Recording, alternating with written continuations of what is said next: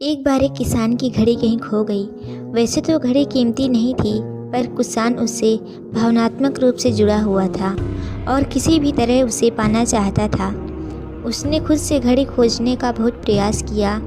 कभी वह कमरे में खोजता तो कभी बाड़े में, कभी अनाज के ढेर में, पर तमाम कोशिश के बाद भी घड़ी कहीं नहीं मिली। उसने निश्चय किया कि वो इस बार इस काम में बच्चों की मदद लेगा और उसने आवाज़ लगाई, सुनो बच्चों, तुम में से जो कोई भी मेरी घड़ी खोज कर देगा उसे मैं 200 रुपये इनाम दूंगा।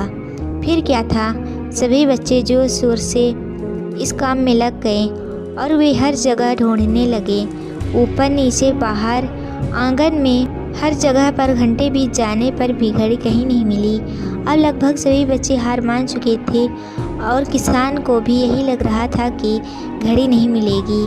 तभी एक लड़का उसके पास आया और बोला, काका मुझे एक और मौका दीजिए, पर मैं इस बार ये काम अकेला ही करना चाहता हूँ। किसान का क्या जा रहा था, उसे तो बस वो घड़ी चाहिए थी। उसने तुरंत हाँ कर दिया। लड़का एक एक करके कमरे के अंदर जाने लगा और जब वह किसान के शयन कक्ष से निकला तो उसके हाथ में घड़ी थी। किसान घड़ी देखकर बहुत खुशी हुआ और उसने आश्चर्य से पूछा, बेटा कहाँ थी ये घड़ी, और जहाँ हम सभी असफल हो गए तुमने इसे कैसे ढूंढ निकाला? लड़का बोला, काका मैंने कुछ नहीं किया, बस मैं एक कमरे में गया और चुपचाप बैठ गया और घड़ी की आवाज़ पर ध्यान केंद्रित करने लगा। कमरे में शांति होने के कारण मुझे घड़ी की टिक टिक की आवाज़ सुनाई दे गई, जिससे मैंने उसकी दिशा का अंदाज़ा लगा लिया। अलमारी के पीछे गिरी ये घड़ी को खोज निकाली।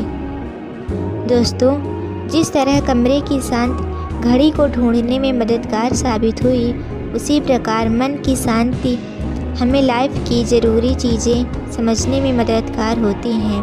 हर दिन हमें अपने लिए थोड़ा वक्त निकालना चाहिए जिसमें हम बिल्कुल अकेले हों, जिससे हम शांति से बैठकर खुद से बात कर सकें और अपने भीतर की आवाज़ को सुन सके। तभी हम अपने लाइफ को और अच्छे ढंग से जी पाएंगे। दोस्तों, अगर हमारी कहानी आपको पसंद आए तो हमारे चैनल को सब्सक्राइब करें, लाइक करें एंड ज़्यादा से ज़्यादा शेयर करें और कमेंट में बताएं कि हमारी कहानी कैसी लगी आपको, ताकि हम ऐसी ही और नई नई मोटिवेशन स्टोरीज़ आपको देते रहें। तब तक के लिए धन्यवाद।